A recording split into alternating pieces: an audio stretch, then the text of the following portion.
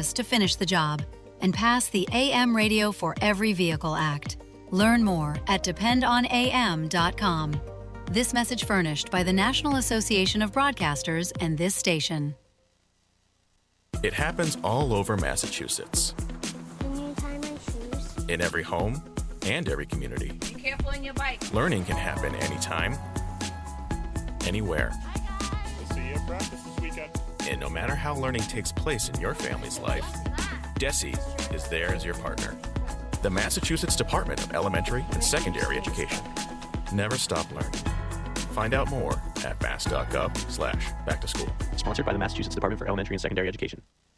This is Michael Valila, Adjutant of the Disabled American Veterans Department of Massachusetts. The DAV of Massachusetts has helped me and countless others adjust to civilian life through a variety of incredible programs. Through our local Veterans Assistance Program, we provide necessary services to veterans and their communities, such as food shopping, landscaping, and companionship, but we need your support. You can help by making a donation today. Please visit dav5k.boston. That's dav5k.boston.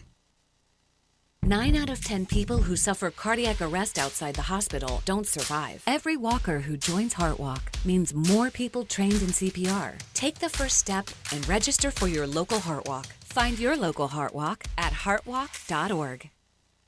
Retirement isn't just one stage of life. It changes over time, and your home should change with it. This is Mike Armstrong from the Armstrong Advisory Group. You may have heard of the go-go years when you're traveling and enjoying the freedom you've worked so hard to earn. Then come the slow-go years when convenience starts to matter more, and eventually the no-go years when safety and support take center stage. Our new guide, Navigating Retirement Housing Choices, shows you how different housing options can fit each stage of retirement. From staying in your home to downsizing, to exploring elder life communities, you'll learn what questions to ask before you're forced to make a decision. Get your free copy today by calling 800-393-4001. That's 800-393-4001, or request the guide at armstrongadvisory.com. The proceeding was paid for by Armstrong Advisory Group, a registered investment advisor. Nothing in the ad or in any Armstrong guide is specific financial, legal, or tax advice. Consult your own financial, tax, and estate planning advisors before making any investment decisions. Armstrong may contact you to offer investment advisory services. This is Tucker Silva of the Financial Exchange Show, and I'm joined today by estate planning attorney Todd Lutzke from the law firm of Cushing & Dolan with your Financial Exchange quick tip of the day. And today we're talking about techniques that can help protect your assets from long-term care expenses last minute. Todd, what happens to your home when a spouse enters a nursing home and no planning has been done? And is it different for single individuals? Yeah, so very good question, and the answer is yes, it is different. So let's talk about the spouse first. When you're married, if you have a spouse living in the home, regardless of the value of the home, as long as it's located in Massachusetts, it's non-countable and it's non-lienable. So it's really, truly protected. Now, don't leave it that way. Make sure you put it 100% in the name of the healthy spouse after that happens. However, for a single individual, it's a little different. As long as the value doesn't exceed $1,071,000, there's a number that changes every year. It goes up. Then it would be countable if it's worth more than that. If it's worth less than that, and you check a box that you intend to return home, it's non-countable, but it's lienable. But so what? Getting on the Medicaid at the Medicaid rate is better than paying privately. Todd Lutzke and the estate planning experts at Cushing & Dolan have written a brand new guide that details last-minute Medicaid eligibility. You can request this brand new guide by calling 866-848-5699. That's 866-848-5699. Or you can simply request the guide from their website, legalexchangeshow.com. The proceeding was paid for, and the views expressed are solely those of Cushing & Dolan. Cushing & Dolan and or Armstrong Advisory may contact you offering legal or investment services. Cushing and Armstrong do not endorse each other and are not affiliated.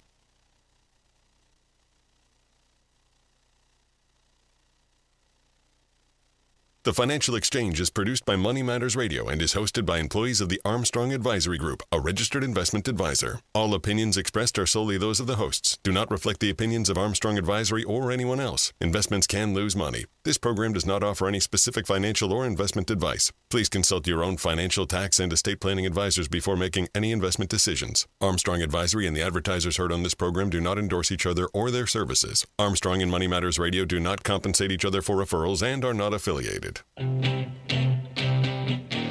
This is the Financial Exchange with Chuck Zodda and Marc Fandetti. Your exclusive look at business and financial news affecting your day, your city, your world. Stay informed and up to date about economic and market trends, plus breaking business news every day. The Financial Exchange is a proud partner of the Disabled American Veterans Department of Massachusetts. Help us support our great American heroes by visiting dav5k.boston and making a donation today.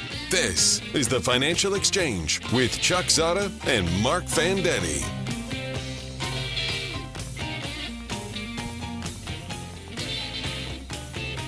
It's Chuck, Marc, and Ben with you today, and got a nice little stack put together here. We're going to start off with a little bit of economic data. We got a decent amount that's actually coming out this week. It's all going to culminate on Friday with none of these are unofficial, but I guess the official jobs report is on Friday. Today we got data from ADP.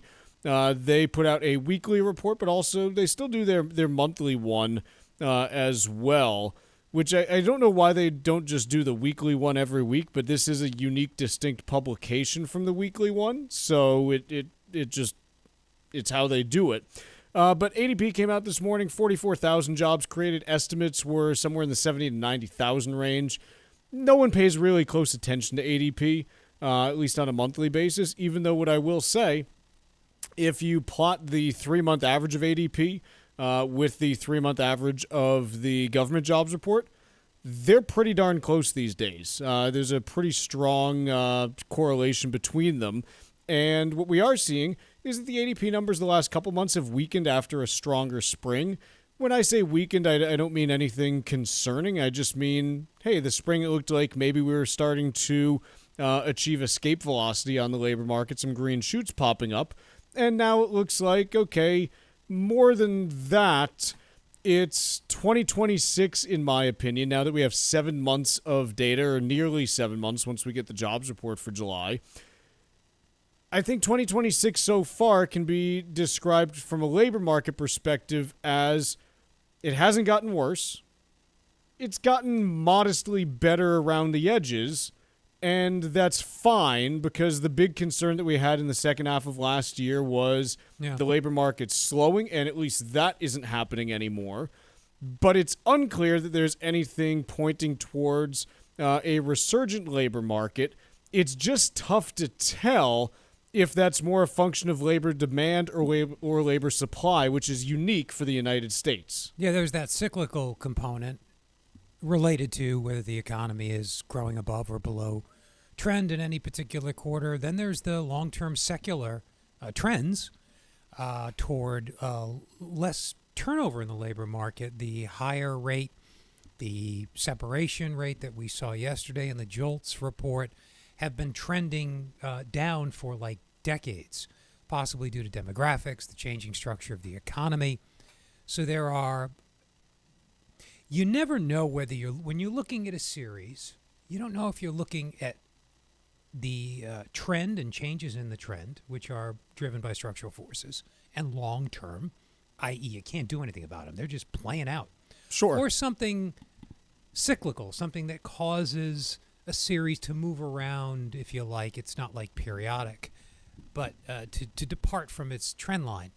And I don't know whether this low hire, low fire kind of stagnant's not quite the right word, but not too exciting kind of labor market that we've been living through is just part of those secular trends, the demographic evolution of the labor force, again, structural changes in the economy, less immigration is going to be a contributor to that. going forward, or something cyclical that we need to be concerned with? And this is a challenge for the Fed, by the way, because they can do something about the cyclical thing, component, but they can't do anything about the structural forces. All they can do is print money. The Fed, like we've talked about this before with Jay Powell, Kevin Warsh now. Kevin Warsh cannot add people to the labor market, at least today. Like, he can't add labor supply. He could have a kid today, but that kid's not reaching, the labor force until, 16, 18 years from now. So the Fed can't control labor supply. I think you would make the case that what they can influence is labor demand. Is that a fair thing to say? Yeah, the Fed, through its control of the supply, just to be sort of rigorous about this, they control the supply of money. We all know that. The Fed prints money. They do that currently to target a short-term interest rate. They haven't always conducted policy that way, but that's the way it's done today. And that, in turn, influences, perfect verb on your part, demand. Can they do anything about labor supply? I think most economists would say no. There are some who would say, though, that because of the scarring effects of a, say, recession, the Fed can influence real variables, real meaning anything that's not money. Money, if you think about it, is just like a unit. Whether I pay $100 for something or $200 after you double my salary, like I'm presuming you would if inflation doubled, but we'd have to have that discussion, I guess. People do feel worse about that because it's I'm getting paid a lot more, but I'm not getting more. Even though it's not real, i.e., you're not actually working more.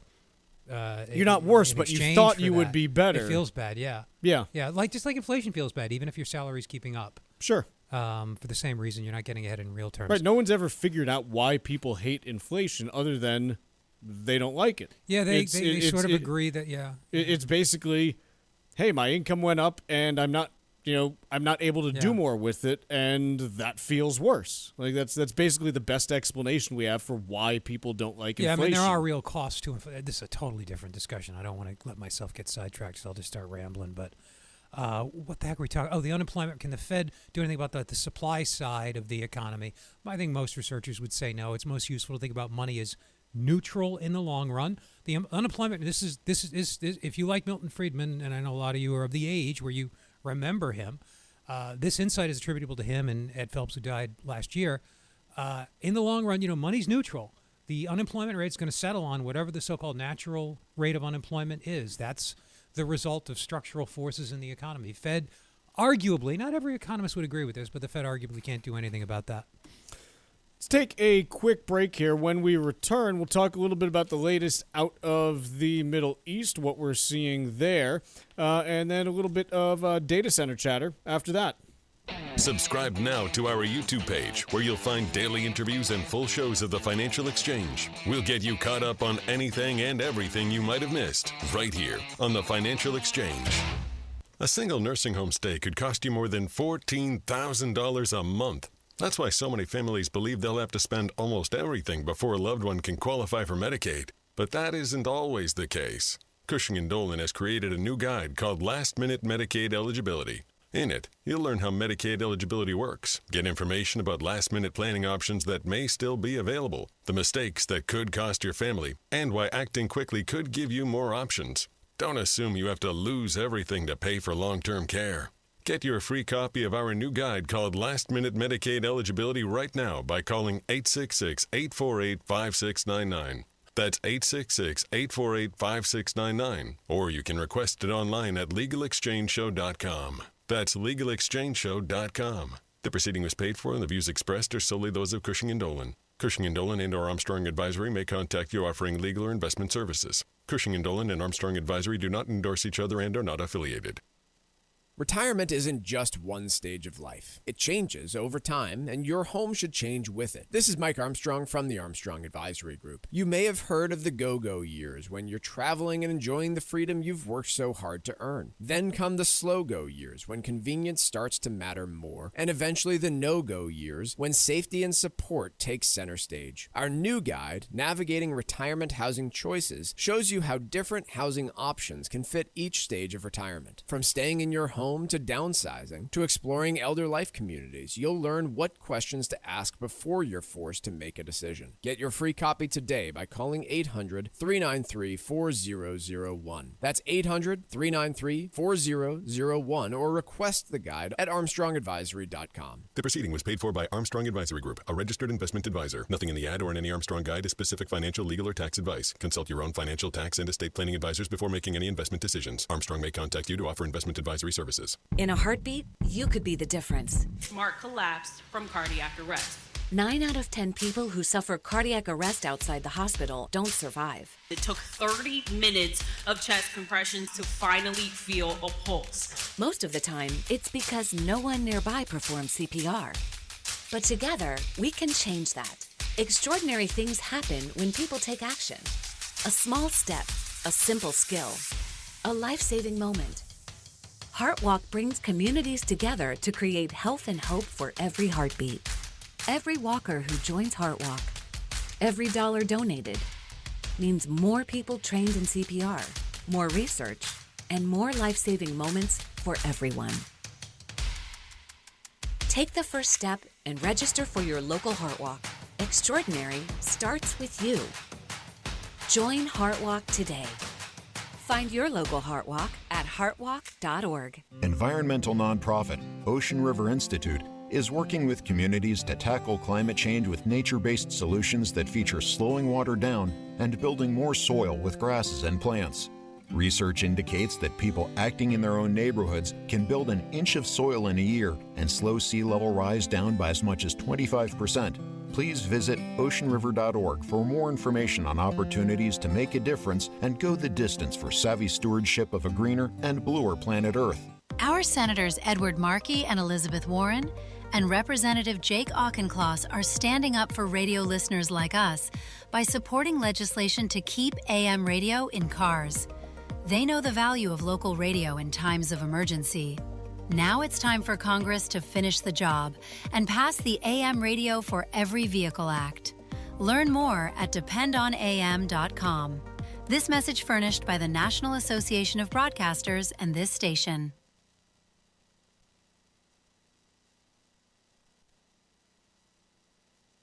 From breaking news to market analysis, follow the Financial Exchange Show on X and watch the show live every day. This is the Financial Exchange Radio Network.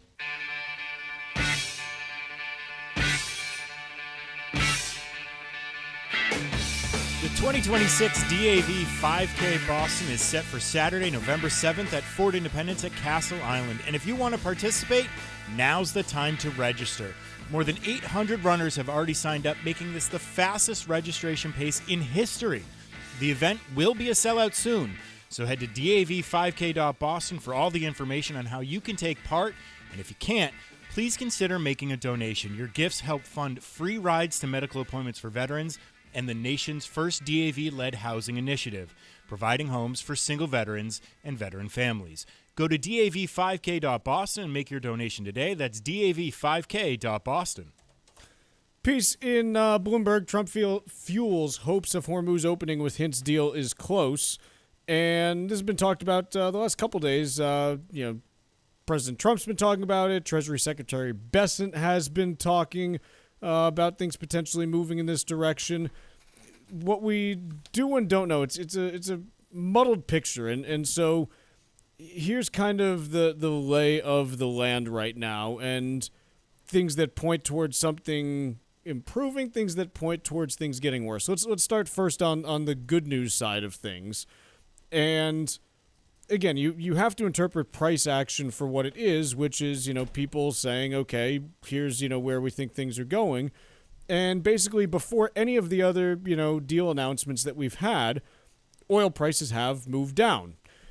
You've had that in the last, 2-3 days. You've had a meaningful move down in oil prices, specifically looking at Brent crude, just because, again, the international market is more tied to what goes on in the Middle East than what we're seeing domestically. Brent's gone from, 91 down to 78. So, a meaningful downshift there.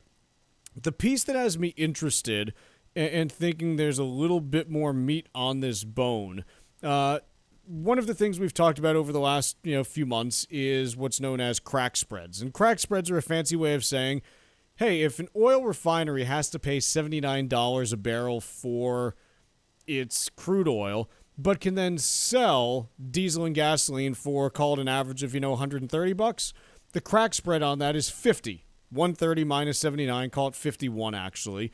But that is the crack spread. It's called that because the process of refining oils is talking about, cracking them into, different refined product.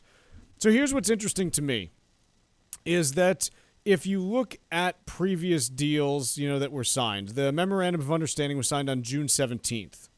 The 3-2-1 crack spread, which is 3 barrels of crude producing 2 of gas and 1 of diesel, was at 49 at that point. Over the next couple of weeks, that crack spread went from 49 to 61. It blew out topside, which is interesting to me.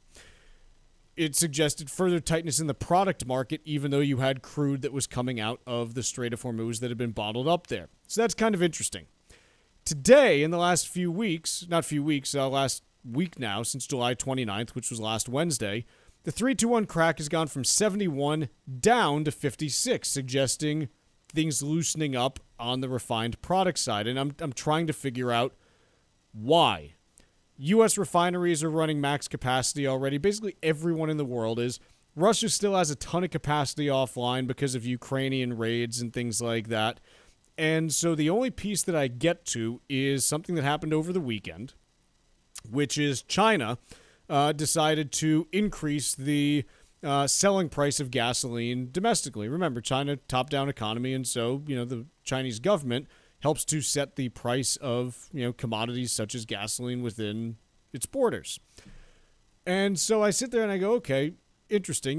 Remember, China stopped importing about 5 million barrels a day of crude, and a bunch of their refinery capacity spooled down alongside that. If China's increasing the amount that consumers have to pay for gas domestically, could it be a precursor to them spooling up refinery capacity and in so easing some of the refined product burden worldwide? Because, again, these are commodities and, they do, travel around the world where demand pulls them. And so the logical place I go with that is, look, China stayed on the sidelines for the last 3.5 months when it comes to buying, crude. They've dramatically dropped how much crude they buy by about 50%. If they're potentially moving in this direction now, and there's also, more ships now signaling that they're going to be bringing crude to China, okay, China doesn't usually do this just on a whim. Is there maybe some meat on the bone that they have, back channel relationships with Iran and think that this is going to be more durable than what we saw in June? Maybe. Like this is the positive case that I'm connecting. The negative case is that overnight there was at least one ship hit in the Strait of Hormuz, so things are still being struck there.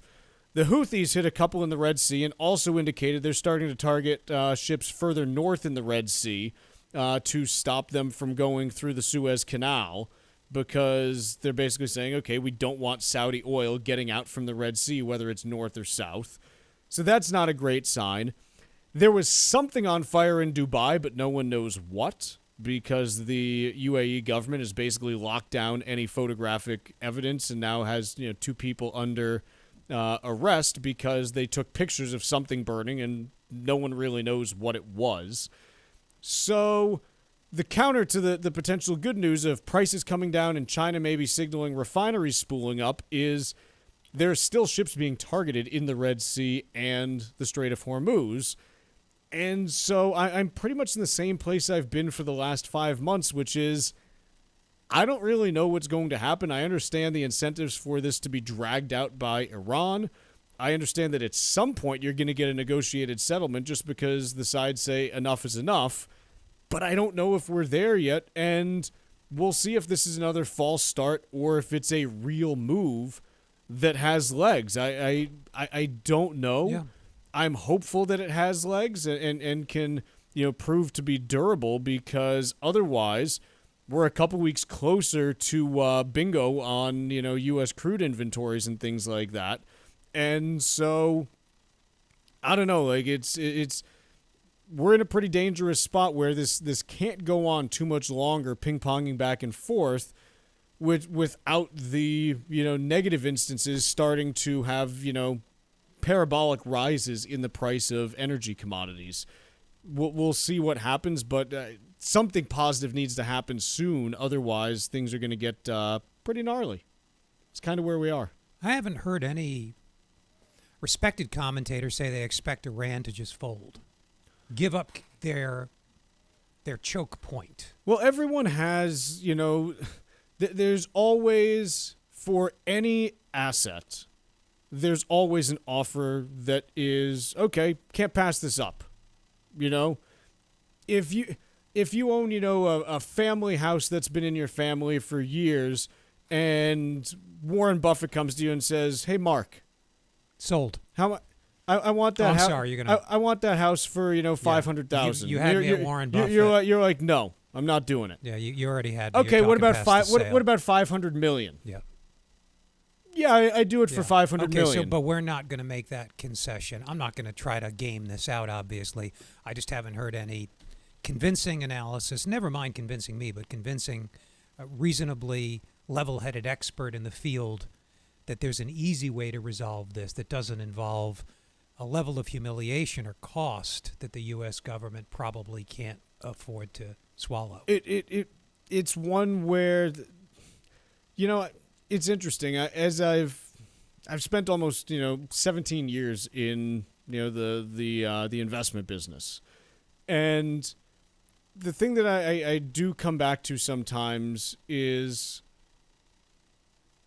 there's always a creative way to get a deal across the finish line, like regardless of what it is. And whether I've never seen anything like this though. Chuck. No, but it's it could be something where like if the U.S. is like, hey, we're not going to, give any money to make this work. Okay, maybe the money comes from, the Saudis and the UAE and this. But there are, sorry, go ahead. No, go. The problem is there's fanatics on both sides. I agree. Well established. But even fanatics have something that they eventually want. Yeah, total victory, unqualified. And they will fight to the death. That's what worries me. There are fanatics on both sides. There are people who want Iran wiped off the map. Yep. And Iran's sentiments are well known. Sure. So I think, again, I've been saying since the beginning that my gut said that this would drag out longer than anticipated. So I tend to think that any agreement signed at this point is not durable. Self-evident. For a few reasons. The first is, anything to this point has not been durable. And I'm not sure that the facts on the ground have changed very much since the last couple of, times we've gone through this. So I tend to be skeptical. But at some point in every conflict, you get to, some deal where it's, one side hates this, but we're going to do a negotiated settlement. Are we going to get back to January 2026 anytime soon? For what? Status quo. Quo. No. No, that world's done. That world's done. It's not going to look like January of this year in the Middle East. What it looks like, I have no idea. And I don't think we're at the point yet where we can say that. Maybe this is a step in the right direction. Maybe it's not, but we'll have to see what develops from it. Let's take a quick break. When we come back, we got Wall Street Watch, and then we're talking SpaceX earnings.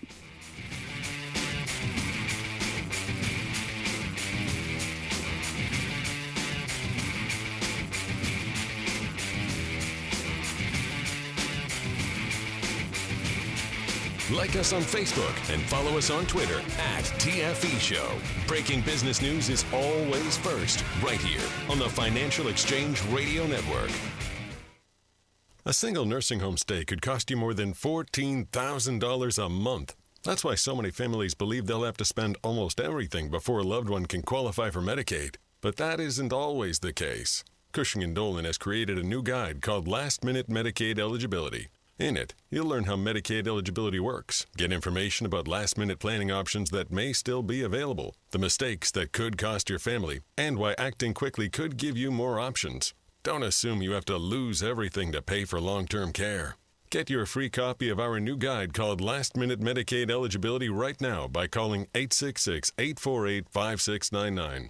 That's 866-848-5699. Or you can request it online at legalexchangeshow.com. That's legalexchangeshow.com. The proceeding was paid for and the views expressed are solely those of Cushing & Dolan. Cushing & Dolan and/or Armstrong Advisory may contact you offering legal or investment services. Cushing & Dolan and Armstrong Advisory do not endorse each other and are not affiliated. It happens all over Massachusetts, Can you tie my shoes? in every home and every community. Be careful on your bike. Learning can happen anytime, anywhere.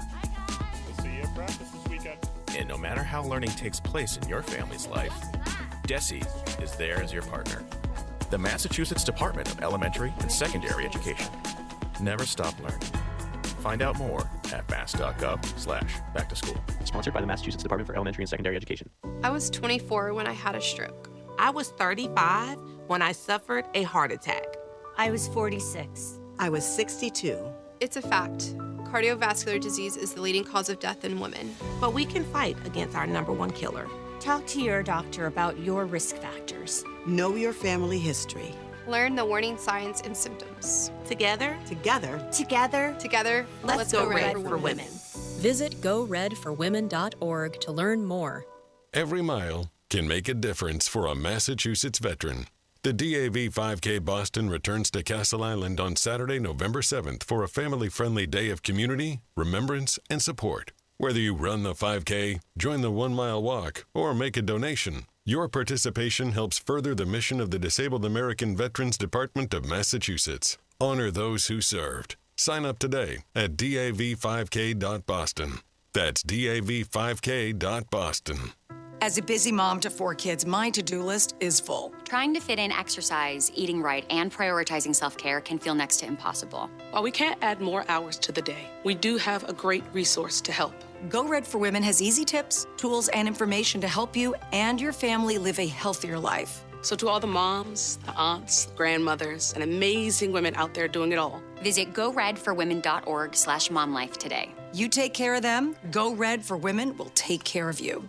Hi, it's Chuck and Mike from the Armstrong Advisory Group, and our guide this month is titled Navigating Retirement Housing Choices. Mike, as you get towards retirement, what are some of the considerations for whether you should stay in the property that you've been in for a while or consider moving to a new one? To me, for most people, they come down to 2 factors. One would be financial, and 2 would be quality of life. And so, first things first, right? I mean, you're heading to retirement. Did you do enough saving to be able to afford to live in the same place you did, with or without that mortgage, with where property taxes and insurance costs have been going? So that's probably number one. But the one that people kind of start to forget about is the quality of life. And so how close am I to family? How close am I to health care? And am I going to be safe in this house 20 years from now from a healthcare perspective? It seems like for most people, they're going to have different priorities as far as which of those come first. So it very much is not, here's what you do, but more, here are the things you need to consider and then get to your own conclusion. Yeah, but I think it's important that people think long-term on this, right? You do not want to make this decision twice. And so very often we do see that happen. Hey, I'm moving here because of taxes, and I didn't think about the other qualitative lifestyle pieces about that move. Folks, our guide is titled Navigating Retirement Housing Choices. There are 2 ways to request it. First, you can call 800-393-4001. Second, you can go to armstrongadvisory.com. That phone number again is 800-393-4001, or you can request the guide at armstrongadvisory.com. The proceeding was paid for by Armstrong Advisory Group, a registered investment advisor. Nothing in the ad or in any Armstrong guide is specific financial, legal, or tax advice. Consult your own financial, tax, and estate planning advisors before making any investment decisions. Armstrong may contact you to offer investment advisory services.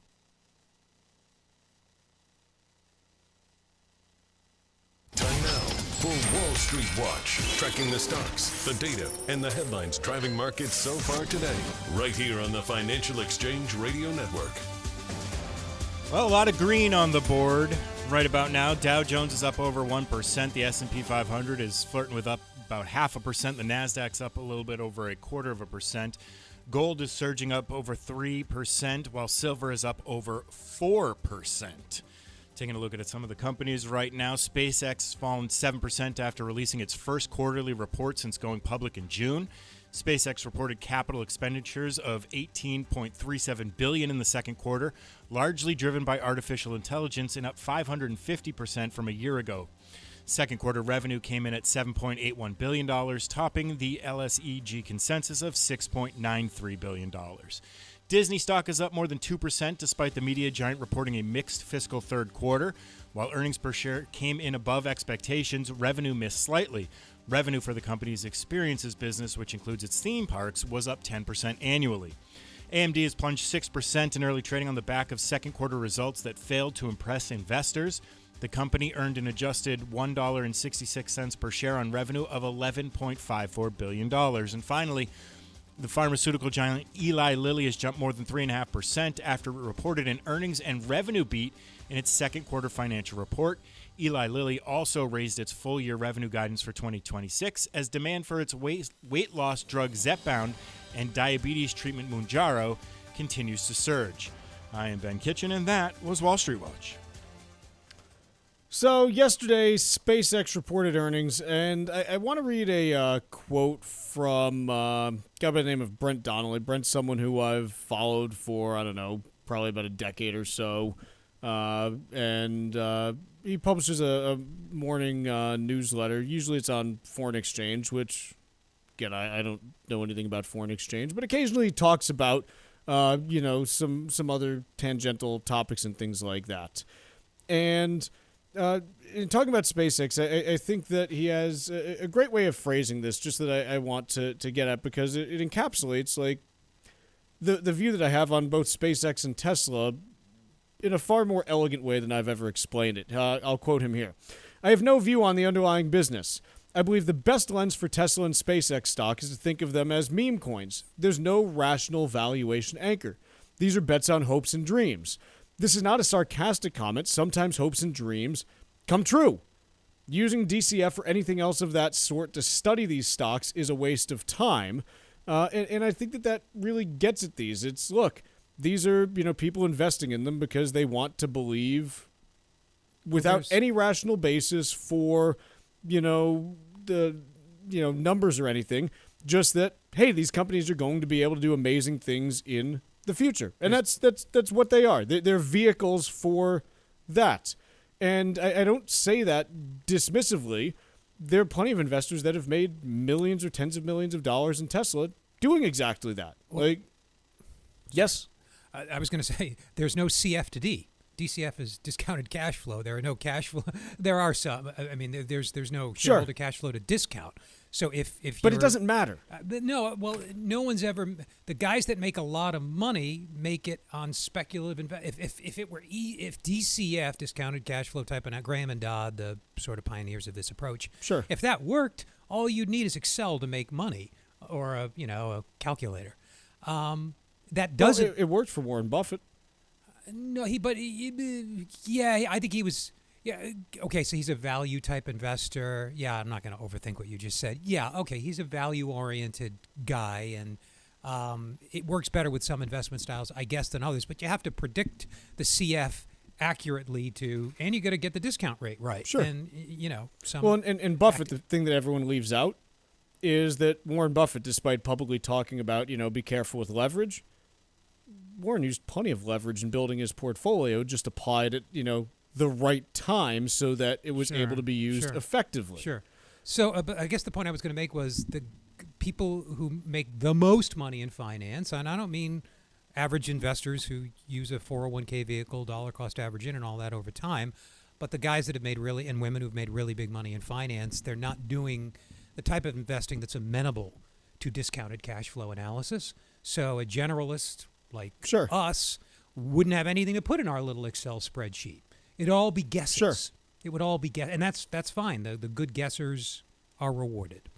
So again, I just think that when you're talking about SpaceX, if you're talking about valuation, you're not in the conversation. I agree. Like it's just not the conversation that they're having. It's like if you walked into a Ferrari dealer and you're like, well, what kind of deal can you get me?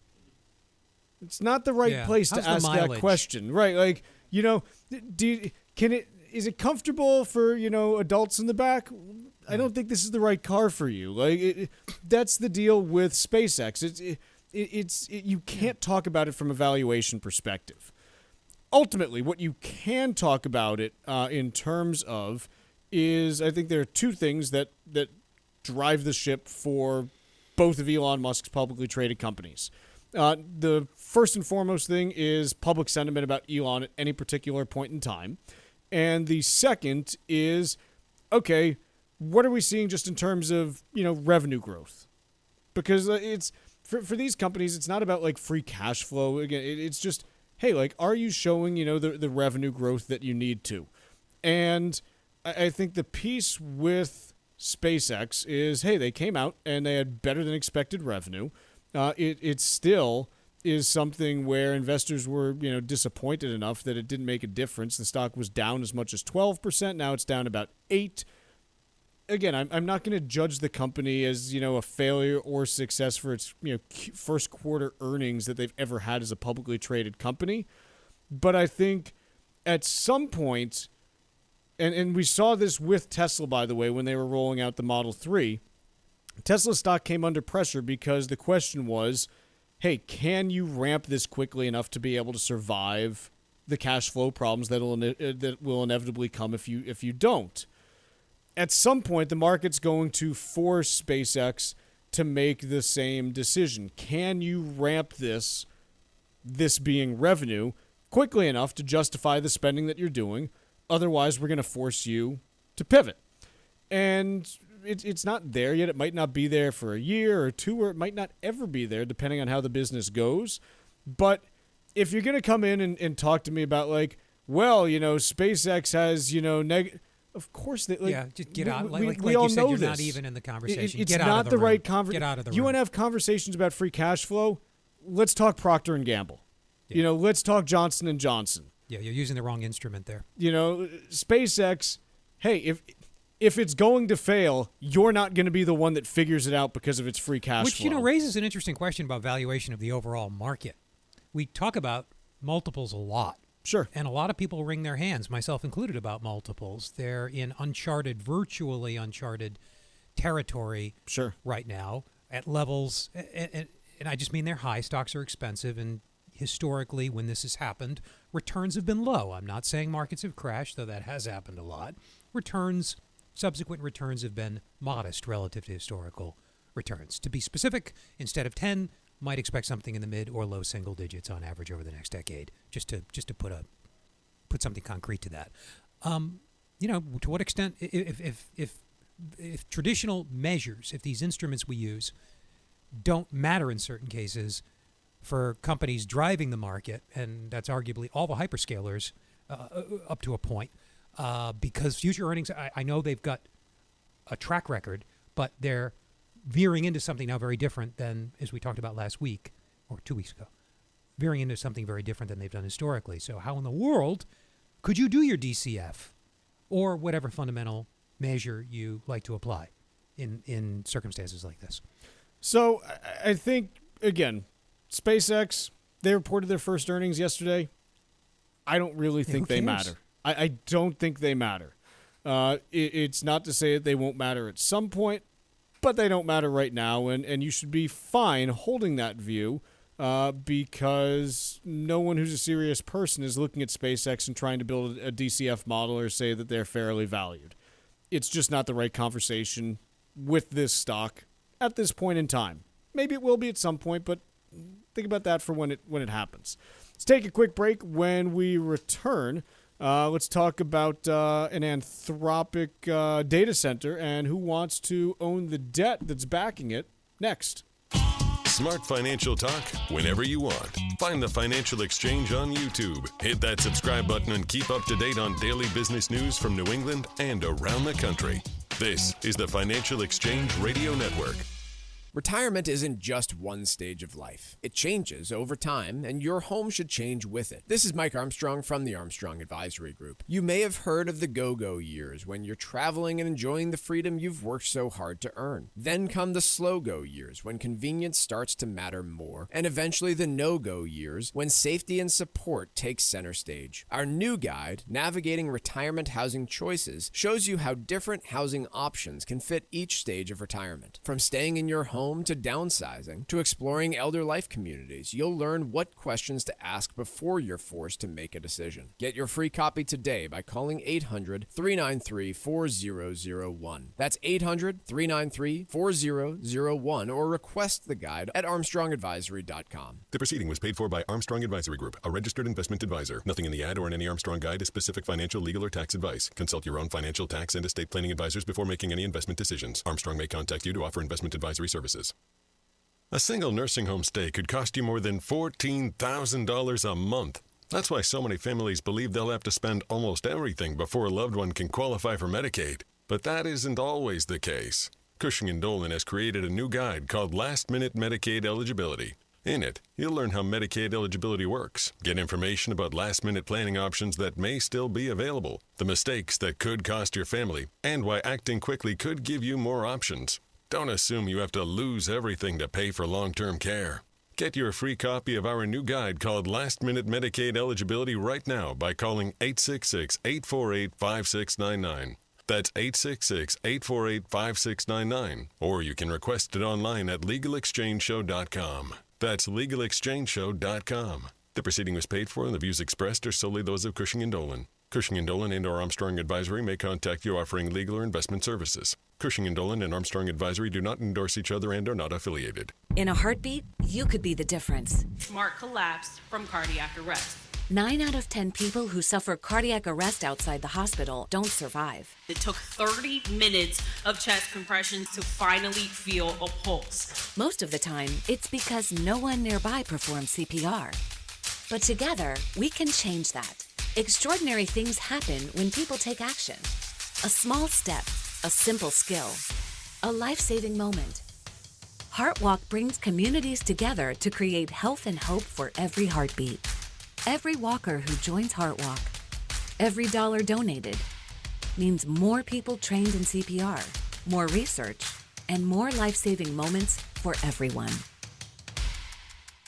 Take the first step and register for your local HeartWalk. Extraordinary starts with you.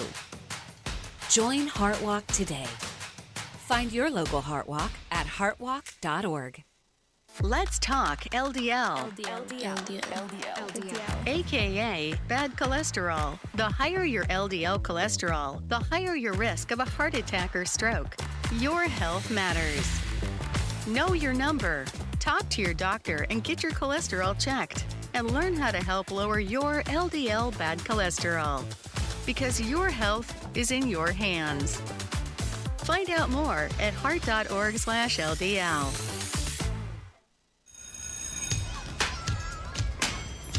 Here at the Massachusetts Department of Elementary and Secondary Education, we are committed to all students not only attending, but succeeding at school. Your presence is powerful. Share why you attend at doe.mass.edu. Sponsored by the Massachusetts Department of Elementary and Secondary Education.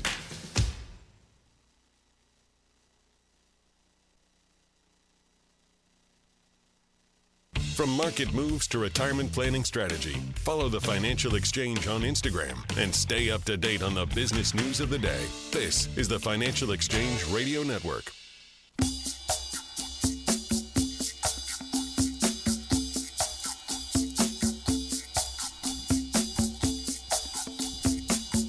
So one of the things that we've talked about over the course of the last year or two is with this data center build out, a few different things happening. Number one, you've got some banks and institutions that want to hold data center debt because they want to hold it.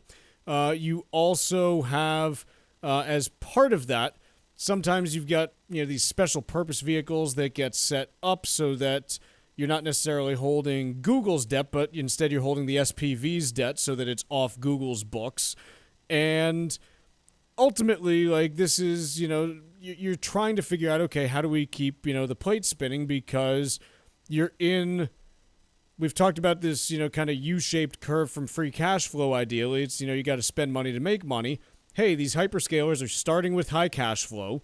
They are spending down, so going down the U, and then they hope at some point that revenue will rise and their free cash flow will as well, and their profit will in conjunction. But the question is, how do you get through the U, and does the other side of the U exist? So you got banks holding this debt, you got individual investors, and there's only so much appetite for it. So what we've got here is a story that is out of the Financial Times that banks are holding about $15 billion in debt tied to a Google data center in Texas, and they're trying to offload it, presumably to make room for doing another deal of similar size, is the sense I get. Sorry, excuse me. Your thoughts, Mark, aside from your I just snort. conveyed them for the record. Oh, yes. No, I mean, look, if this all works out, great, brilliant. If it doesn't, it's going to bring the bond market as well as the equity market down, or the lower quality segments of the bond market. I mean, I know that sounds a little flip. I don't know what else to say.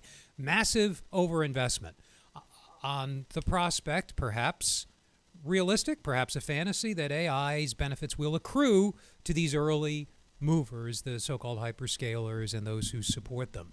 If history's any guide, this overinvestment will lead to ruinous competition, which will lead to bankruptcies, recession, and big declines in asset values, including the bonds used to finance these undertakings. This is even if AI is life-changing, much like the internet was life-changing. All those things I just described, I'm oversimplifying a little bit, but they more or less happened. It's also true of electricity and every other general purpose technology that we've introduced over the last, call it, 2 centuries. Just starting from the Industrial Revolution. Sure. Starting a little early for our Industrial Revolution, but you get the point. Look, I don't know. People say this is not a general purpose technology because electricity doesn't jump out of the socket and tell you how to use it better. AI can improve itself, whereas other examples have not been self-learning, self-improving. If true, this will be different. If not true, it won't be different. I do want to read just one quote from this piece. I had a funny thought enter my mind as I was reading this. The new Texas campus will be powered by its own natural gas power plant to avoid delays and surging costs. The large number of data center projects set to be built in the Lone Star State has led to rising concerns around strained power and water supplies, as well as rising utility prices. And the interesting thought that I had was, you know how we often talk about the internet bubble, tech bubble, if you will, and, particularly with the telecom companies that were laying all this fiber and, building out the infrastructure, and we've noted multiple times, hey, the tech bubble burst, but it left behind like all this usable infrastructure. And we've said, look, wouldn't it be interesting if something similar happened here? But the piece that I have that's, I guess I just hadn't really thought of is, look, the data center stuff, what if that's useless? Like a data center's a data center's a data center.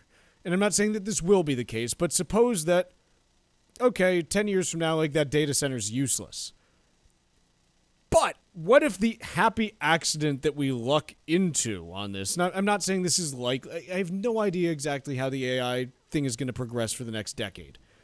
But what if the happy accident that we end up in is, hey, we tried, generative AI and spending trillions of dollars and it didn't work, but we accidentally left behind all of these nat gas plants that we built that now help to cover the lack of build out of generation capacity that we've been talking about for years. And, what if we end up accidentally doing a bunch of work to improve the electrical grid because we thought the data center thing was going to be a thing? And the money's going to be there to hook it up, obviously. Sure. But it was just a thought that went through my head in passing. Oh, sorry. One day you're living in your own home. The next, you can't return home after rehab. Now, you're faced with a nursing home bill of more than $14,000 a month and wondering how you're going to pay for it. These situations can occur without warning, but Cushing & Dolan can help. Before you make any major financial decisions, get the facts. Cushing & Dolan's new guide, Last Minute Medicaid Eligibility, explains common misconceptions about Medicaid, what assets may or may not be at risk, and why the first answer you receive isn't always your only option. Call right now, 866-848-5699, and get your free copy of Last Minute Medicaid Eligibility. That's 866-848-5699, or you can request the guide online at legalexchangeshow.com. That's legalexchangeshow.com. The proceeding was paid for, and the views expressed are solely those of Cushing & Dolan. Cushing & Dolan and/or Armstrong Advisory may contact you offering legal or investment services. Cushing and Armstrong do not endorse each other and are not affiliated. Mark, do you have any idea why the VIX just jumped 2 points? Something happened. So the VIX, that measure of what investors think the volatility. Some headline just hit will be somewhere. 30 days from now. I just wanted to set that. Yeah. So VIX jumped. You said expected volatility, expected risk jumped. It jumped from 16.5 to 18.5, which is like everything's going nuts right now. I know have that no past 2 weeks have been haywire. No, I'm just there has to be some headline that just moved it. You. No, stocks have pulled back too. I don't know. But something just hit as we were talking, and I'm scouring to figure out what it is, and I can't find the headline. I don't know. I don't either. But we started that sentence, and VIX was in the 16s. Now it's in the 18s, and a 2-vol move is a pretty big move for a minute. So some headline just hit somewhere, and I don't know what it is. Yeah. All asset classes are responding. We just don't know where the impact was at this time. I'm going with something in the Middle East, just because bond yields jumped by that turned around by around 2 basis points as well. So something happened here. Let's see what's going on with oil. Again, I kind of like the search for what's happening on this. No, oil's still down. It's not that. I don't know what it is, but something just spooked markets. And not like it didn't move, the actual prices for stocks that much, maybe a couple tenths of a percent. Oh, now the VIX, now it's gone. It literally was there for a minute, and now it's gone. It's back to 16.4. This is why we don't work at NORAD. Like three people got that. I'm going with someone fat-fingered something trying to buy something volatility related. I can't make heads or tails of it otherwise. Don't panic. No, I don't know what it is, but whatever it is, it's back to normal. Quick break here. Hour 2 coming up just a minute.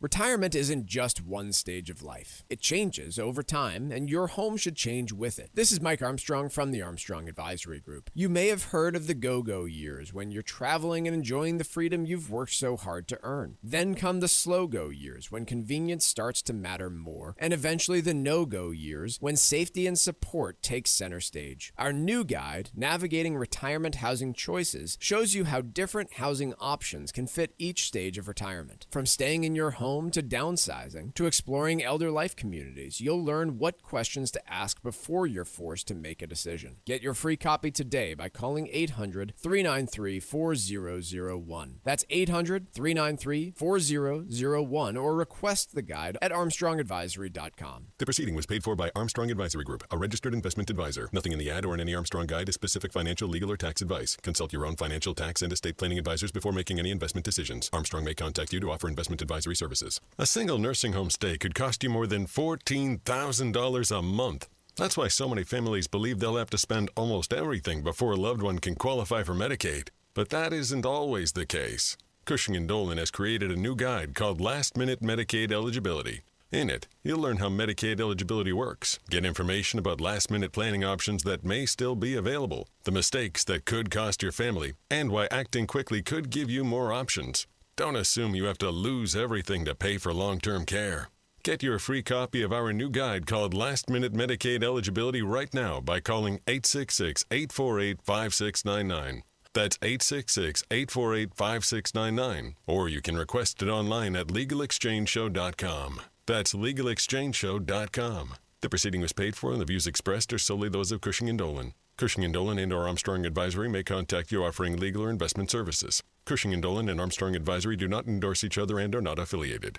Cardiovascular disease is the #1 killer of women, taking the lives of 1 in 3. That's more than all forms of cancer combined. For too long, heart disease and stroke have taken the lives of the women we love. But we're not giving up because we have something better, stronger, more powerful. We have each other. When we come together and go red, the more power we have against our greatest health threat. Visit goredforwomen.org today to learn more. When a heart stops, the clock starts. You are the first responder until help arrives. In that moment, 4 minutes equals brain damage.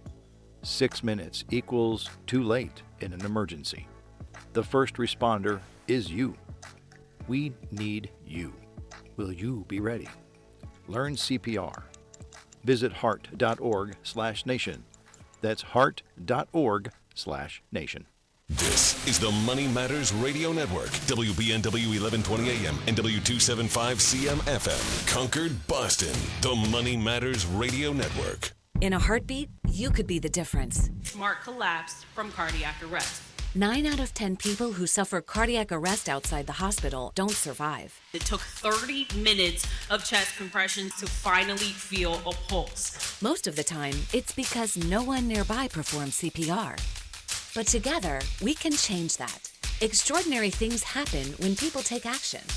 A small step, a simple skill, a life-saving moment. HeartWalk brings communities together to create health and hope for every heartbeat. Every walker who joins HeartWalk, every dollar donated, means more people trained in CPR, more research, and more life-saving moments for everyone. Take the first step and register for your local HeartWalk. Extraordinary starts with you. Join HeartWalk today. Find your local HeartWalk at heartwalk.org. As a busy mom to 4 kids, my to-do list is full. Trying to fit in exercise, eating right, and prioritizing self-care can feel next to impossible. While we can't add more hours to the day, we do have a great resource to help. Go Red for Women has easy tips, tools, and information to help you and your family live a healthier life. So to all the moms, the aunts, the grandmothers, and amazing women out there doing it all, visit goredforwomen.org/momlife today. You take care of them, Go Red for Women will take care of you. Every mile can make a difference for a Massachusetts veteran. The DAV 5K Boston returns to Castle Island on Saturday, November 7th for a family-friendly day of community, remembrance, and support. Whether you run the 5K, join the 1 mile walk, or make a donation, your participation helps further the mission of the Disabled American Veterans Department of Massachusetts. Honor those who served. Sign up today at dav5k.boston. That's dav5k.boston. Is it a stroke? Even if you're not sure, act fast and call 911. Signs can include face drooping on one side, arm weakness, speech difficulty, or not making sense when talking. Time is critical. A stroke requires immediate medical care, which starts as soon as the ambulance arrives. So if you see any sign of stroke, act fast and call 911. Visit mass.gov/stroke, sponsored by the Massachusetts Department of Public Health. Our Senators Edward Markey and Elizabeth Warren and Representative Jake Auchincloss are standing up for radio listeners like us by supporting legislation to keep AM radio in cars. They know the value of local radio in times of emergency. Now it's time for Congress to finish the job and pass the AM Radio for Every Vehicle Act. Learn more at dependonam.com. This message furnished by the National Association of Broadcasters and this station. This is Tucker Silva of the Financial Exchange Show, and I'm joined today by estate planning attorney Todd Lutzke from the law firm of Cushing & Dolan with your Financial Exchange quick tip of the day. And today we're talking about techniques that can help protect your assets from long-term care expenses last minute. Todd, what happens to your home when a spouse enters a nursing home and no planning has been done? And is it different for single individuals? Yeah, so very good question, and the answer is yes, it is different. So let's talk about the spouse first. When you're married, if you have a spouse living in the home, regardless of the value of the home, as long as it's located in Massachusetts, it's non-countable. And it's non-lienable. So it's really, truly protected. Now, don't leave it that way. Make sure you put it 100% in the name of the healthy spouse after that happens. However, for a single individual, it's a little different. As long as the value doesn't exceed $1,071,000, there's a number that changes every year. It goes up. Then it would be countable if it's worth more than that. If it's worth less than that, and you check a box that you intend to return home, it's non-countable, but it's lienable. But so what? Getting on the Medicaid at the Medicaid rate is better than paying privately. Todd Lutzke and the estate planning experts at Cushing & Dolan have written a brand new guide that details last-minute Medicaid eligibility. You can request this brand new guide by calling 866-848-5699. That's 866-848-5699. Or you can simply request the guide from their website, legalexchangeshow.com. The proceeding was paid for, and the views expressed are solely those of Cushing & Dolan. Cushing & Dolan and/or Armstrong Advisory may contact you offering legal or investment services. Cushing and Armstrong do not endorse each other and are not affiliated.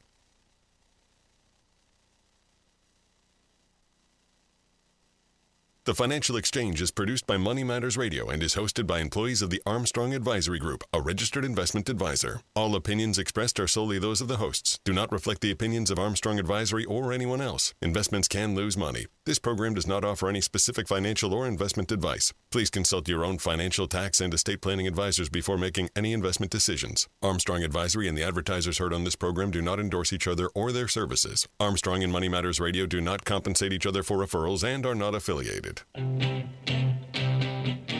This is the Financial Exchange with Chuck Zodda and Marc Fandetti. Your exclusive look at business and financial news affecting your day, your city, your world. Stay informed and up to date about economic and market trends, plus breaking business news every day.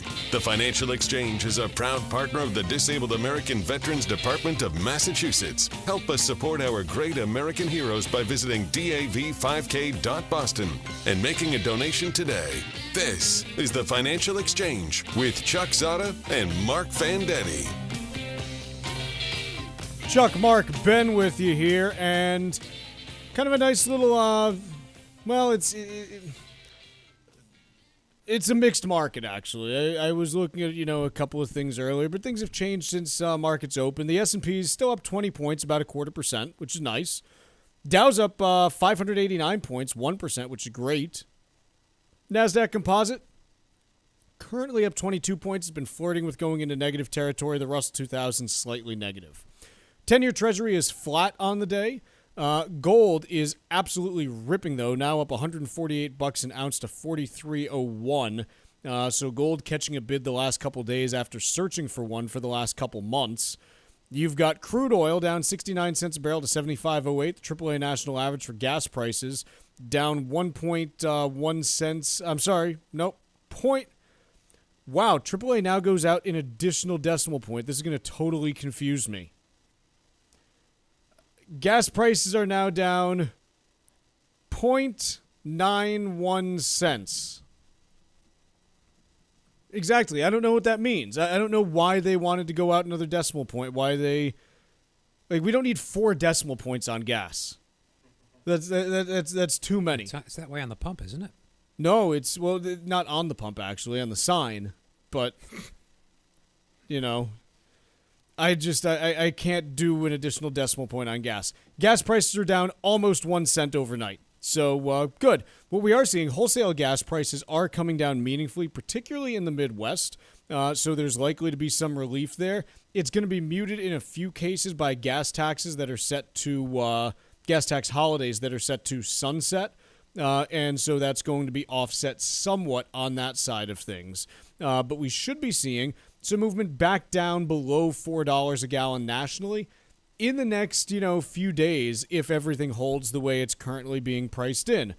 The caveat being we don't know what's going to happen in the Middle East. It could get better. It could get worse. It could stay the same.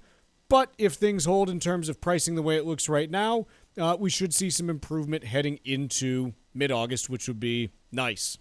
It dovetails nicely into this piece from Market Watch. So what's the plan to bring down inflation? The new Fed chair and his White House allies say you shouldn't ask. Do you think that's an accurate characterization of Kevin Warsh's tenure thus far and his approach to communicating on inflation? I think he could do a better. I'm a fan of his philosophy, his obsessive almost focus on price stability at the expense of the other prong of the Fed's dual mandate. In other words, he seems to me like he really, and this, I'm inferring this not just from his recent remarks, but from his long history in the public eye. Sure. He really hates inflation, and he really hates the way that the Fed has expanded its remit over the past couple of decades to include things like unemployment among specific groups of people and stuff like that, things that monetary policy probably can't influence. So I agree with him totally in an ideological sense. It just, again, in terms of his general view of what a central bank can and can't do. I think he eschews forward guidance, which, in other words, he doesn't want the Fed talking down the long end of the curve, and this isn't the only way they do it, but he doesn't like the fact that the Fed, outside of extreme instances like the GFC, 2008, Great Recession, talking too much about what it's going to do in the future. Arguably, that has a distortionary effect on long-duration assets like long-term fixed income and equities, too. So I agree with him there. He could do a better job, though, of articulating why he doesn't think the Fed has a role that expands to those areas. And that's upsetting people in the media who've been used to sort of excessively chatty Fed chairs and other officials, because they earn a living based on that. There's less for them to write about. It's upsetting bond traders who have less to go on now. I mean, God forbid they have to actually do some work to engage in price discovery. That's what markets are for. But for the past few decades, their job has been made, I won't say easier, they work very hard, but their job has been made simpler because the Fed has provided the SEP, well, since 2012 anyway, for example, and is employing forward guidance liberally. It makes the job of a long-term bond trader, I won't say easier, I'll say a little bit simpler.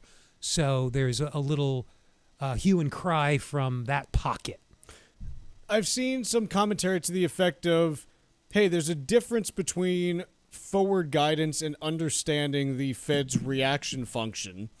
And Warsh is missing the boat because rather than just getting rid of forward guidance, which is, hey, we're going to continue to execute this policy in the future, he doesn't even want to answer questions about the Fed's reaction function, meaning, hey, if you see this happen, how would you behave? Do you think that's a fair criticism or no? Well, I do think it's fair. Is it fair? It's fair because observers have become spoiled and conditioned, and journalists maybe are a little bit... Journalists don't have the the quantitative tools to do that work themselves.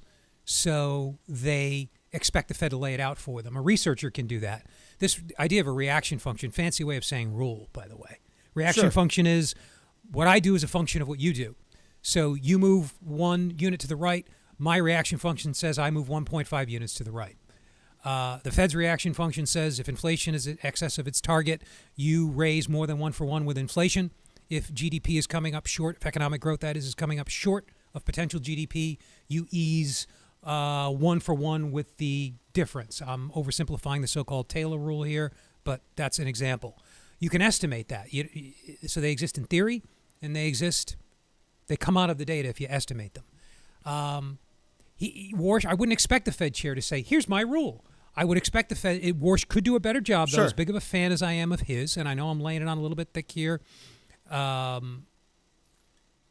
Warsh could do a better job of saying, I believe there is a short-term trade-off between inflation and unemployment, because everybody does. The Fed can always goose demand. Does anybody think the Fed can't print money, lower interest rates, and stimulate the economy? Does any serious okay, other than a couple of... If you can move in one direction, you can move in the other is the logical inference. I think most economists would agree with that statement. Not everybody. I don't want to paint with too broad a brush. Let me ask you another question. Yeah. The Atlanta Fed is one of the Fed branches, obviously. They have on their website, as they've had for a number of years, a Taylor rule utility that allows you to basically specify, hey, if I want inflation to be X using this measure and, a few other parameters that you can put in, what should the effective Fed funds rate be in order to generate said policy? You've played around with this a couple times, I think. Yeah. If you put it in just with its default settings, 2% target for inflation using the latest quarter of data, you get a prescription for Fed funds to be anywhere between 4.5 and 6.5, and today it sits at 3.5 effectively. So this gets to, I think, the next question that a lot of people are asking, which is, hey, if Warsh is someone who claims to be serious about inflation, which he does, and he's talking about wanting to restore price stability, then in a period of elevated inflation, with inflation above target for basically the last 5 years now at this point, how come during both of his first two meetings he has not voted to raise the Fed funds rate? Because the Taylor rule, named after a guy named John Taylor, yes, economist, Stanford, whatever, it's more descriptive than prescriptive. I don't know that you can use it to set, and this is the way I think most economists feel about it, or many, from my reading of the literature on this. Sure. And I'm not saying that interest rates should be 5.5%. I'm just saying for a self-described inflation hawk entering into the Fed at a period where inflation's been elevated for 5 years. Let's move past the Taylor rule. Yeah. Okay. What's his justification for voting against raising interest rates the last two meetings? I agree. Look, interest rates, the real Fed funds rate, which is the observed Fed funds rate, 3.5-ish, minus technically expected inflation, but I'm just going to use actual inflation over the past year. Sure. A little bit more, well, I guess aggressive. I was going to say conservative, but it's a little bit more aggressive. A little bit more forgiving is the word I was looking for. You get a 0% real Fed funds rate right now if you just take inflation off the observed Fed funds rate. That's definitely not restrictive. Sure. That's probably not neutral. Neutral, the rate which keeps inflation steady if the economy is firing on all cylinders but not running too hot. You call that neutral or natural if you want to think about it that way, is probably closer to 1. So Fed funds rate's probably accommodative right now. It's probably stimulating the economy. And that's evident, by the way, in the price of every asset you want to look at. And the Fed does pay close attention to asset prices. Sure. It's also evident in financial conditions indices, which include asset prices. So look, if I could, be Fed chair for a day, I would have raised rates, I think. Because you don't want to just do a quarter basis point. No, I would do a quarter percentage point, excuse me. No, I would do the same, not the same thing, but in 2022, beginning of the year, I said, look, the Fed just should hike 5% and get it over with. And eventually they needed to hike 5%. Like, that's where they finally got to after like a year and a half. At this point right now, if you made me Fed chair for a day and then said, but you never have to like be Fed chair ever again because I wouldn't want to be, I hate the job. Fine, I'm taking Fed funds back to 5%. And it's probably fine. It's not going to kill the economy. It probably brings the long end in a little bit because people realize I'm serious about inflation. That's a key observation. It brings inflation expectations in, and the economy can survive on that. It would be totally fine. There's an argument for cold turkey, Chuck. I just don't know. Things are pretty fragile right now. Stocks are expensive. Are they? Are they like? Look at what's driving. Hoping you wouldn't push back. No. Let's take a quick break. No, this is a great segue. Actually, let's take a quick break, and when we come back, we're going to talk about whether the economy today is fragile or not. After this, market insight, retirement strategies, real talk about Wall Street and economic trends, all live every day on our YouTube channel. Go to youtube.com/The Financial Exchange Show. This is The Financial Exchange. Retirement isn't just one stage of life. It changes over time, and your home should change with it. This is Mike Armstrong from the Armstrong Advisory Group. You may have heard of the go-go years when you're traveling and enjoying the freedom you've worked so hard to earn. Then come the slow-go years when convenience starts to matter more, and eventually the no-go years when safety and support take center stage. Our new guide, Navigating Retirement Housing Choices, shows you how different housing options can fit each stage of retirement. From staying in your home home to downsizing to exploring elder life communities, you'll learn what questions to ask before you're forced to make a decision. Get your free copy today by calling 800-393-4001. That's 800-393-4001 or request the guide at armstrongadvisory.com. The proceeding was paid for by Armstrong Advisory Group, a registered investment advisor. Nothing in the ad or in any Armstrong guide is specific financial, legal, or tax advice. Consult your own financial, tax, and estate planning advisors before making any investment decisions. Armstrong may contact you to offer investment advisory services. A single nursing home stay could cost you more than $14,000 a month. That's why so many families believe they'll have to spend almost everything before a loved one can qualify for Medicaid. But that isn't always the case. Cushing & Dolan has created a new guide called Last Minute Medicaid Eligibility. In it, you'll learn how Medicaid eligibility works, get information about last-minute planning options that may still be available, the mistakes that could cost your family, and why acting quickly could give you more options.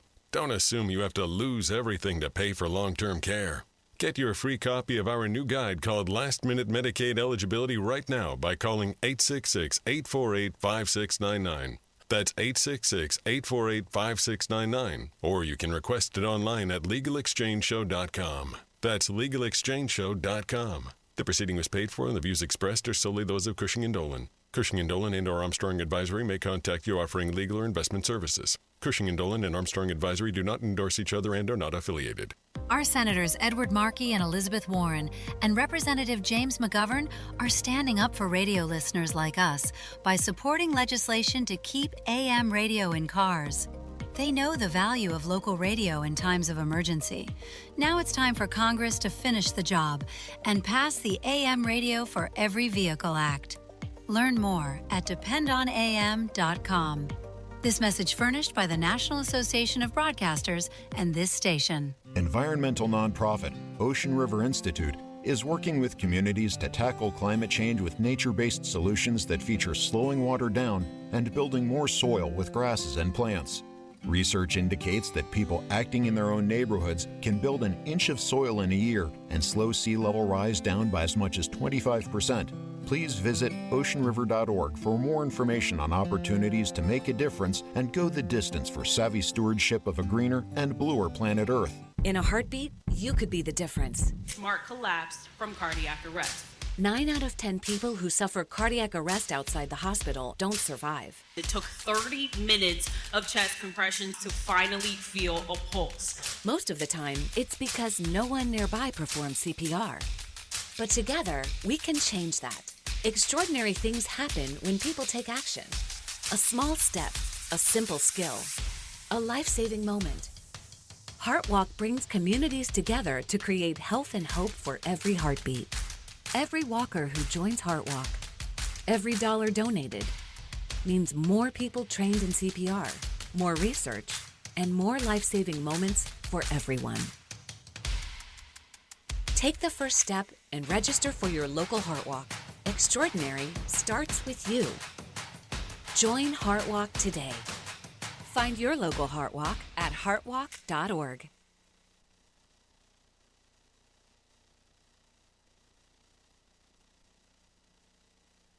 Remember, you can watch the show live every day on our YouTube page. We've got market updates and breaking business news all morning long, plus a full archive of all our show's content. It's all there with the click of a button at youtube.com/The Financial Exchange Show.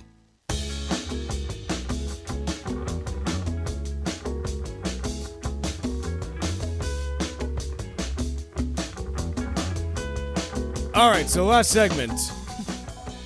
We were talking about the economy, and I said, look, like, just hike interest rates 1.5%, and it'll be fine. Like, the economy will survive. It'll bring the long end down, which will actually make mortgages cheaper, and, like, things will be just fine. And Marc made a comment to the tune of, well, the economy is, what was the term that you used? I said it might be a little fragile right now. Fragile. Explain to me the fragility. Well, valuations, so starting with asset markets, stocks are expensive. Bond yields have been sort of jumpy. So that's one, I guess, way to conclude. That's one metric by which you might conclude that things are fragile. Historically, when valuations have gotten to where they are, stocks have been susceptible to big declines, air pockets. Did you see something interesting? No, just a okay. stock Okay, moving good. a lot. I listen while I'm Okay, no. I'm not saying, hey, listen to me. I would actually prefer you do something else and not push back. So if you want to take a break. Oh, and the other thing, Chuck, can I just make one more point about fragility? Okay. Yeah.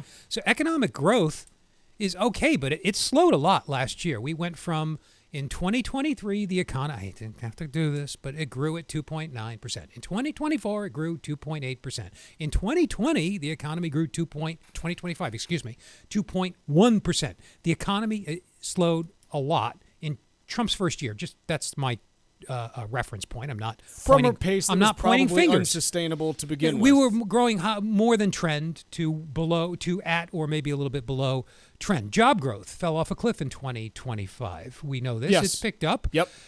So I'm not sure, in a fundamental sense, the economy is like as strong as it's some perceive it to be, because AI is the frenzy of AI spending. And the nutso behavior of stocks over the past couple of weeks might be masking some of that underlying weakness. I don't know that we could afford a big rate hike, is another way of saying what I'm trying to say. No. Fair. So here's how I look at it, and I don't look at asset price. It's just you and I look at different things, which is great, because you don't want to be around people that are just looking at the same things the same way. Like, that's not doing anyone any good. I like conformists, but yeah. You like what? I like people who conform to my way of thinking, but yeah, some people might like. I'm sorry to hear. No, I know. I'm I know. kidding. So, when I look at the drivers of this economy right now, there's one: AI spending. Is that It's been a big contributor to, say, GDP growth. Yeah, investment. From a marginal investment. When you're talking about things that are marginally pushing up on GDP growth, AI is the dominant. Yeah, past story. 2 quarters. Investment, gross private domestic investment specifically, if you look at the line items, has been a big contributor. Yep. So, I'm working under the assumption that, based on what companies have told us, for the next 6 to 12 months, that's not going to change. Okay. Gotcha. Given what we have in the pipeline for that kind of construction, if you hiked interest rates right now, it's not affecting that. And hiking interest rates, does what hiking if it killed risk appetite? Sorry, but what if it, all this debt that they're going to sell PIMCO or somebody that we talked about in the last hour? Sure. I'm using PIMCO as an example of somebody that runs a bank loan fund that might buy this crap. Sorry, it's not crap. I haven't seen the prospectus. These securities that will be offered to somebody. If risk appetite is changed by the Fed hiking rates, if it suddenly makes people think these guys might induce a recession to get inflation down, that could dramatically reduce appetite for risk assets like these bonds. Totally understand that. I know you do. But it's also not going to impact the actual stuff that's already moving forward. Like the data centers that are being constructed in the next 6 to 12 months, they're in progress. They're going.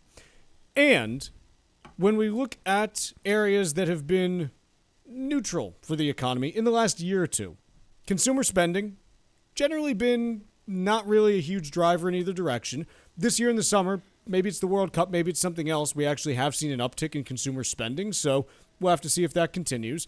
And housing has basically been neutral to slightly negative. That's right, yeah. The markets that matter for housing are all in the South. Like, no one cares about housing construction in the Northeast because a big development in New England, hey, we built 200 units.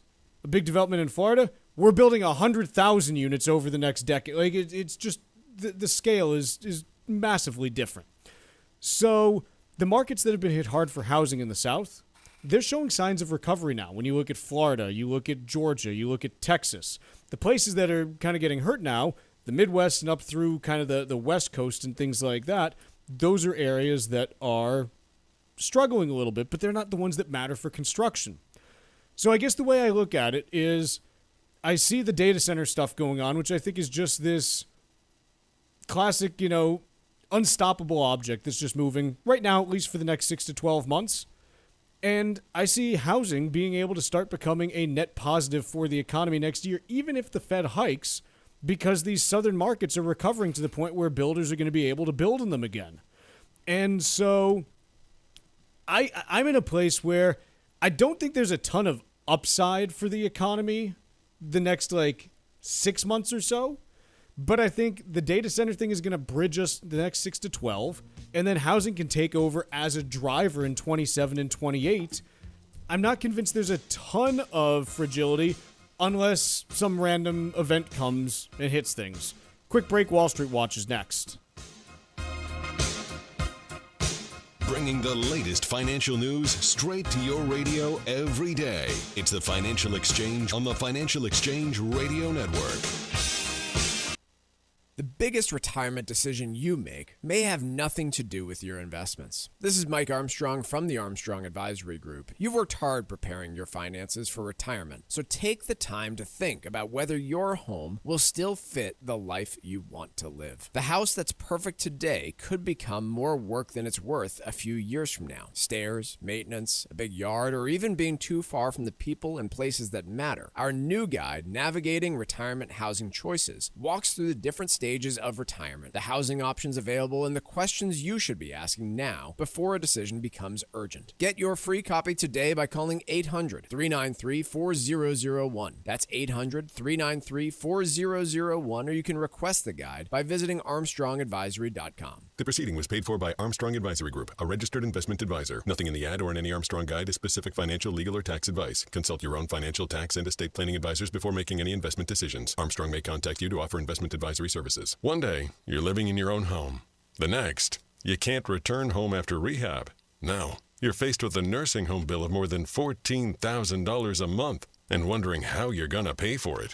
These situations can occur without warning, but Cushing & Dolan can help. Before you make any major decisions, get the facts. Cushing & Dolan's new guide, Last Minute Medicaid Eligibility, explains common misconceptions about Medicaid, what assets may or may not be at risk, and why the first answer you receive isn't always your only option. Call right now, 866-848-5699, and get your free copy of Last Minute Medicaid Eligibility. That's 866-848-5699, or you can request the guide online at legalexchangeshow.com. That's legalexchangeshow.com. The proceeding was paid for, and the views expressed are solely those of Cushing & Dolan. Cushing & Dolan and/or Armstrong Advisory may contact you offering legal or investment services. Cushing & Dolan and Armstrong Advisory do not endorse each other and are not affiliated. 9 out of 10 people who suffer cardiac arrest outside the hospital don't survive. Most of the time, it's because no one nearby performs CPR. Every walker who joins HeartWalk means more people trained in CPR, more research, and more life-saving moments for everyone. Take the first step and register for your local HeartWalk. Extraordinary starts with you. Find your local HeartWalk at heartwalk.org. Let's talk LDL.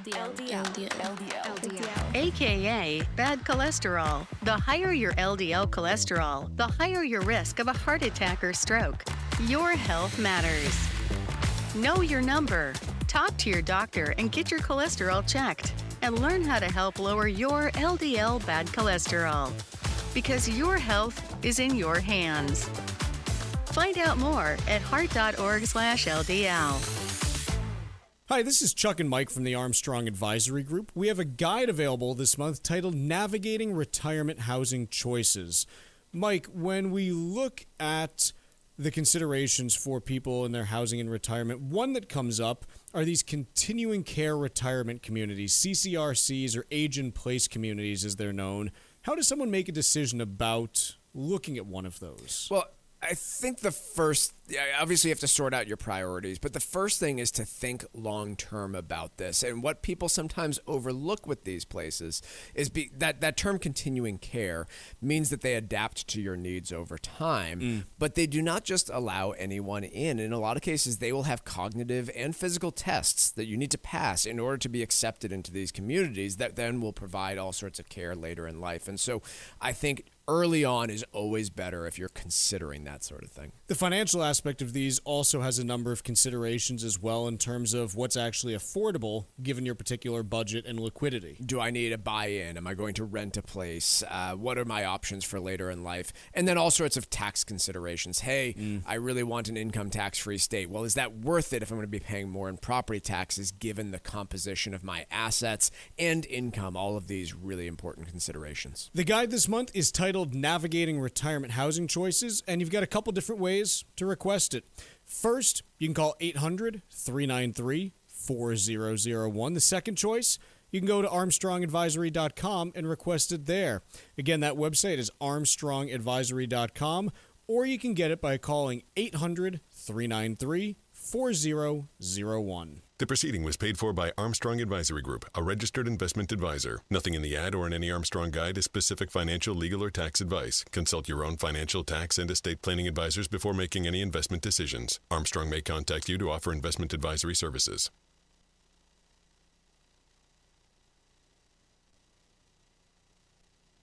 Time now for Wall Street Watch, tracking the stocks, the data, and the headlines driving markets so far today, right here on the Financial Exchange Radio Network.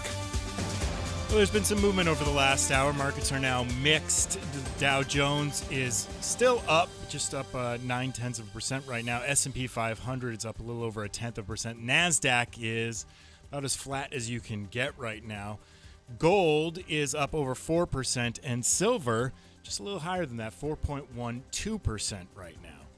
SpaceX has fallen 9% after releasing its first quarterly report since going public in June. SpaceX reported capital expenditures of $18.37 billion in the second quarter, largely driven by artificial intelligence, and up 550% from a year ago. Second quarter revenue came in at $7.81 billion, topping the consensus of $6.93 billion. Disney stock is up more than 2% despite the media giant reporting a mixed fiscal third quarter.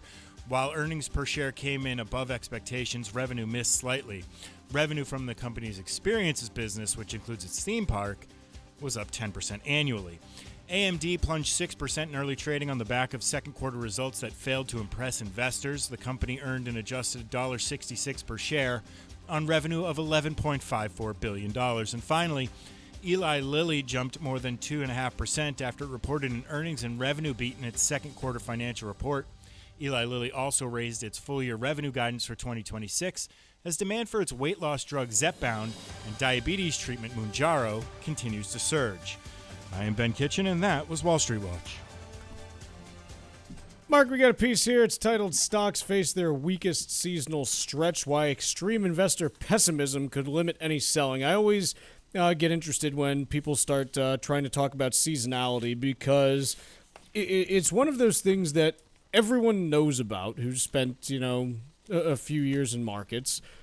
And it doesn't work all the time, but when it works, it really works. It's a fancy way of saying, like, you can't use seasonality to predict what's going to happen in any particular year, but when seasonality shows up, you know it. Is kind of the way that I look at it. Yeah, it appears to be a real thing, and it's. We've looked at different statistical you studies. Can slice. And things, You can look at samples of various sizes. September is usually a bad month in all samples, long term, of course. Sure. And then in subsamples too. The phrase "sell in May and go away" comes from the 50s, 60s, and 70s, when that indeed was a seasonal pattern. It has since gone away. So if you look at sell in May and go away has gone away. Also took a hike. I assume because it was discovered, and people acted on it, and effectively eventually alpha turns into beta, something like that, or they just well, I would say they the fact that people expected it to happen caused it to go away, and it just sort of alpha turns into beta. I'm not sure I'd use that expression. I'm not gonna. Whatever. I'm not gonna. It's once everyone in the market knows about it, it's no longer a reliable source of alpha. Yeah, I don't know. You think people were using that for excess return? I don't know, but if they were, okay. I'll give you another example of it. Brent Donnelly, who I already talked about, he has a well-known phenomenon called Turnaround Tuesday, which the premise is, hey, if the market is down Thursday, Friday, Monday. And he did a big, long study on this. Basically, what you see is that Tuesday produces outsized returns. Okay, yeah. There's all kinds of different theories as to why it is. Most of them, different psychological ones. Like, hey, investors sell on Thursday because something bad starts happening. Then they don't want to hold into the weekend. Then you gap down on Monday, and that washes everything out. And then, people pick up the pieces on Tuesday. Well, the interesting thing is since Brent published his book 5 years ago, Turnaround Tuesday doesn't exist anymore. Because enough people in the investment world read it that Turnaround Tuesday got moved to Monday and then Friday, and so everyone tried to front run it. it's no longer a functional thing in markets at this point. Yeah, okay. Yeah, because once enough people understand it, it goes away because people try to front run it and the alpha goes away. Which is a good sign, by the way. Correct. Investors are adapting, incorporating this new information into their approaches, and things get arbitraged or whatever you want to call it away. But yeah, seasonality is still a real thing. December, end of the year, tends to be strong. January, not so much. It'd be very hard to make money, though, based on those patterns. It's something where the trend can be in one direction, but the distribution can still be wide enough that it doesn't work every year. And so one does not simply invest based on seasonality. Folks, the Armstrong Advisory Group has a guide available this month titled Navigating Retirement Housing Choices. And specifically, it talks about how to think about where you want to live in retirement. Is it the same house that you've lived in for the previous 30 years? Is it renovating that house to make it more compatible with retirement? Is it moving? Is it downsizing? Is it not even in the same region of the country, or maybe not even in the same country? How do you account for potential long-term care when it comes to your housing choices? This guide focuses on all these key ideas, and it's titled Navigating Retirement Housing Choices. How do you request it? 2 different ways that you can do. Number 1, call 800-393-4001. Second choice, you can go to armstrongadvisory.com and request it right there. Again, that number is 800-393-4001, or you can request it online at armstrongadvisory.com. The proceeding was paid for by Armstrong Advisory Group, a registered investment advisor. Nothing in the ad or in any Armstrong guide is specific financial, legal, or tax advice. Consult your own financial, tax, and estate planning advisors before making any investment decisions. Armstrong may contact you to offer investment advisory services. Great inclusion by Ben here. Michael Burry, who remember, Michael Burry is the guy from The Big Short that went big short on. What was was he using mortgage-backed securities? Was he using credit default swaps? I can't remember. I think it was the latter. I think he got Goldman to write CDSs on on instruments that they packaged and sold to other people. This was a big controversy at the time, right? He was one of those. Paulson did, I think, the same thing. He did it. No, I think I'm confusing him with Paulson. Did Burry do anything with gold? I don't think. Who cares? What am I babbling on about? It was Burry, Paulson, and Eisman were the 3 big guys that got all the I know fame Paulson out of it. got Goldman to effectively bet against their own clients, book, which or bet was against like what pretty they were selling, controversial basically. at the time. Yeah. So Michael Burry, everyone knows him because of that, and now he's got a Substack, just like everyone has a Substack that you can read. And his quote from his Tuesday Substack post is, "I continue to believe it's possible we're near a major top and possibly a 1987 type fall, but the S&P 500 making new highs likely will bring new money into the market." So here's the thing. It's it's just something where whenever famous investors say anything, the best thing that you can do is generally to ignore them. Because if you're relying on famous investors to tell you when to do things, they're not. They're not. They're either talking their book, or they're not going to tell you the other side of the trade, or they're not going to allow you to think for yourself because you just say, oh, this guy's smart, I'm going to do what he does. And that just is a way to take low conviction positions that you exit as soon as something goes against you, which means that you might actually miss it when it works out. Or if it does work out once, then you follow them for everything, and maybe they're not actually great at investing. They've just had 1 or 2 big bets that have worked. And so my general rule of thumb is if you've got a publication quoting a famous investor on, what to do right now or what's coming, you should generally do nothing with it. And that's basically what he says. Shorting is not for everyone, Burry wrote. I must short. For some reason, I guess he feels compelled to. And then he goes on to say most should not. And it's true. Most people don't and shouldn't. So he pretty much says that. Which is good. Let's take a quick break. When we come back, we'll do a little bit of stack roulette. Hear the Financial Exchange every day from 11 to noon on SiriusXM's Business Radio Channel 132. Keep it here for the latest business and financial news and the trends on Wall Street. The Financial Exchange is now live on SiriusXM's Business Radio Channel 132. This is the Financial Exchange Radio Network.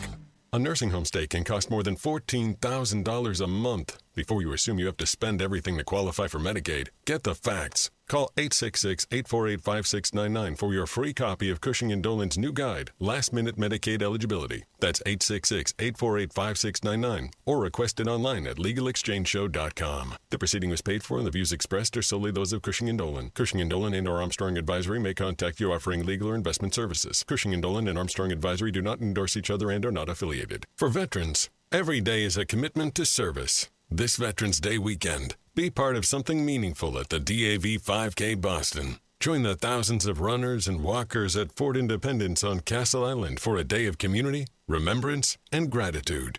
Proceeds help fund the programs and services provided by the Disabled American Veterans Department of Massachusetts. To register or make a donation, please visit dav5k.boston. That's dav5k.boston. Retirement isn't just one stage of life. It changes over time, and your home should change with it. This is Mike Armstrong from the Armstrong Advisory Group. You may have heard of the go-go years when you're traveling and enjoying the freedom you've worked so hard to earn. Then come the slow-go years when convenience starts to matter more, and eventually the no-go years when safety and support take center stage. Our new guide, Navigating Retirement Housing Choices, shows you how different housing options can fit each stage of retirement. From staying in your home to downsizing to exploring elder life communities, you'll learn what questions to ask before you're forced to make a decision. Get your free copy today by calling 800-393-4001. That's 800-393-4001 or request the guide at armstrongadvisory.com. The proceeding was paid for by Armstrong Advisory Group, a registered investment advisor. Nothing in the ad or in any Armstrong guide is specific financial, legal, or tax advice. Consult your own financial, tax, and estate planning advisors before making any investment decisions. Armstrong may contact you to offer investment advisory services. It happens all over Massachusetts. Can you tie my shoes? In every home and every community. Be careful on your bike. Learning can happen anytime, anywhere. We'll see you at practice this weekend. And no matter how learning takes place in your family's life, DESE is there as your partner. The Massachusetts Department of Elementary and Secondary Education. Never stop learning. Find out more at mass.gov/back-to-school. Sponsored by the Massachusetts Department for Elementary and Secondary Education. Cardiovascular disease is the #1 killer of women, taking the lives of 1 in 3. That's more than all forms of cancer combined. For too long, heart disease and stroke have taken the lives of the women we love. But we're not giving up. Because we have something better. Stronger, more powerful. We have each other. When we come together and go red, the more power we have against our greatest health threat. Visit goredforwomen.org today to learn more. Our Senators Edward Markey and Elizabeth Warren and Representative Stephen Lynch are standing up for radio listeners like us by supporting legislation to keep AM radio in cars. They know the value of local radio in times of emergency. Now it's time for Congress to finish the job and pass the AM Radio for Every Vehicle Act. Learn more at dependonam.com. This message furnished by the National Association of Broadcasters and this station. As a busy mom to 4 kids, my to-do list is full. Trying to fit in exercise, eating right, and prioritizing self-care can feel next to impossible. While we can't add more hours to the day, we do have a great resource to help. Go Red for Women has easy tips, tools, and information to help you and your family live a healthier life. So to all the moms, the aunts, the grandmothers, and amazing women out there doing it all, visit goredforwomen.org/momlife today. You take care of them, Go Red for Women will take care of you.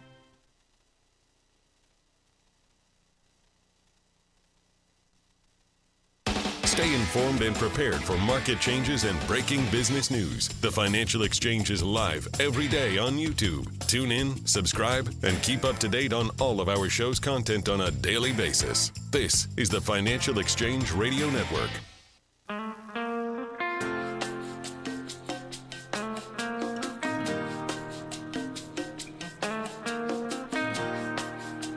Mark, what do you got for me for Stack Roulette? Bloomberg reporting that a new study from the Institute for Family Studies found that surging retail trading is correlated with demoralization in young men, with 64% of men aged 18 to 29 who trade stocks daily report feeling like failures. Study also found that daily fantasy sports and adult material use were similarly correlated to feelings of failure, with young men who engaged in these activities less than daily being about half as likely to report feelings of demoralization. So I don't know if which way the causal arrow goes here. Are people who aren't feeling good about their, say, financial situation and thus about their larger sense of self-worth more likely to do day trading, or are day trading losses contributing to people's sense of self-failure? Does the arrow go in both directions, one feeding the other?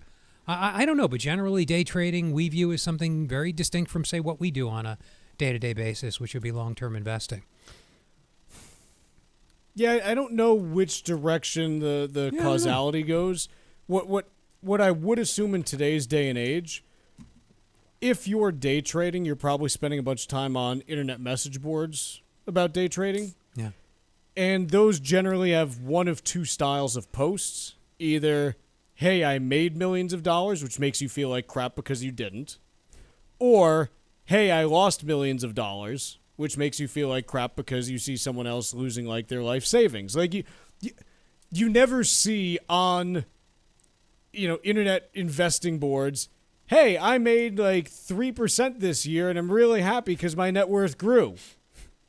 That. Yeah. It's kind of like how, on Facebook, you either have the person being like, I'm in Thailand, this is great, or this is the worst day of my life, my dog died, and yada yada. You don't get the person who just says, well, I got up and went to work and it was fine and I'm happy that I have a job and now I'm at home and I'm going to make dinner. Like no one. Yeah, they're not controlling for message board. So what I do know is based on what I saw from the tech bubble and, subsequent to that, in the rest of, my life, day trading's generally not a way to make money long term for. This says like 64% of people are discouraged or whatever. I would say like 99% of people are not cut out to be day traders. Maybe even 99.9.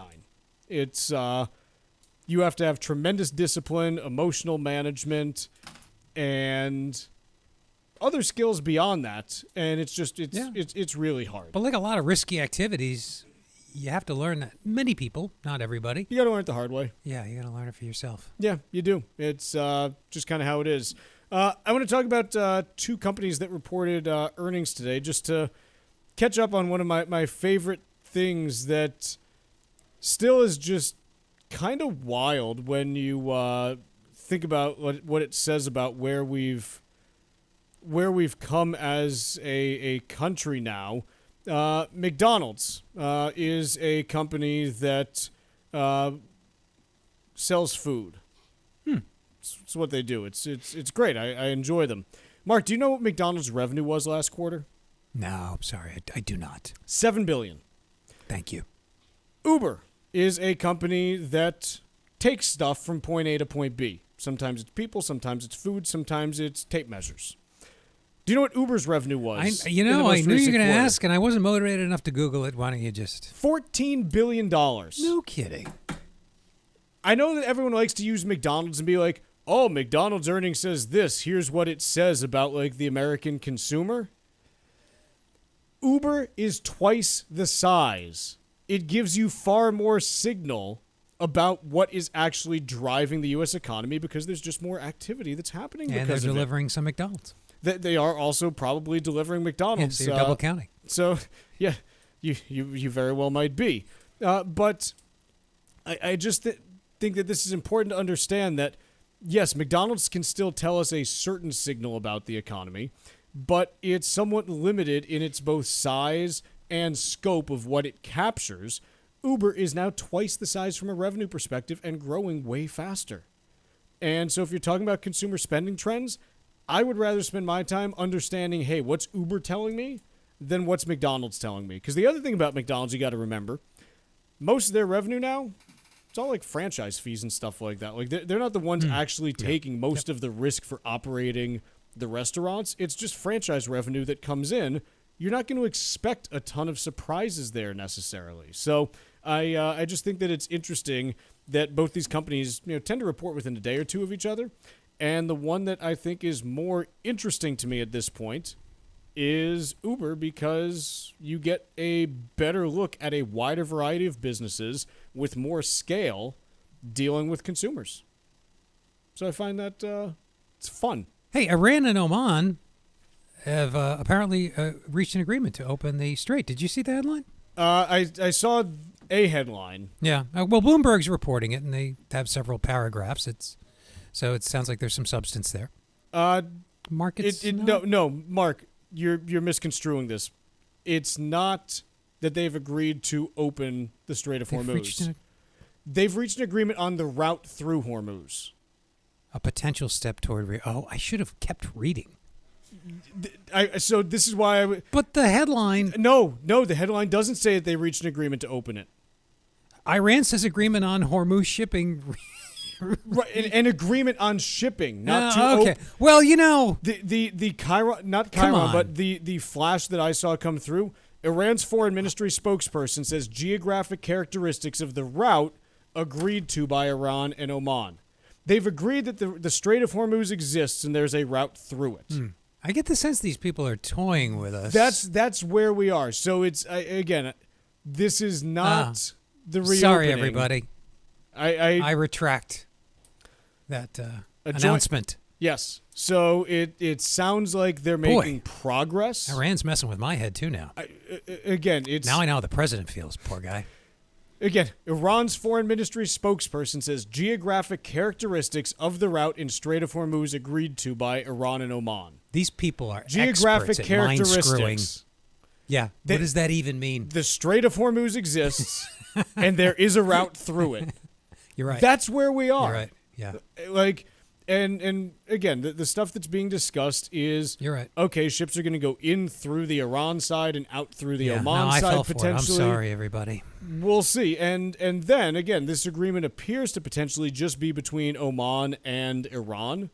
Like, there's no mention of the U.S. as being a party to this. And so we'll have to see what the U.S. thinks of this if and when it's finally done. Yeah, this is going well. Thanks. So we'll see. Again, maybe this ends up pushing things across the finish line, but with these negotiations, you really do have to parse every word. Thank you. Because, good point. I was a little careless there. No, it's I've been fooled before. Yeah, I don't want to be accused of being a mouthpiece for the Iranian government. So thank you. Fool me once, shame on me. Fool me twice, won't get fooled again. That's right. Something like that. Is that the expression? I think that was the George W. Bush quote.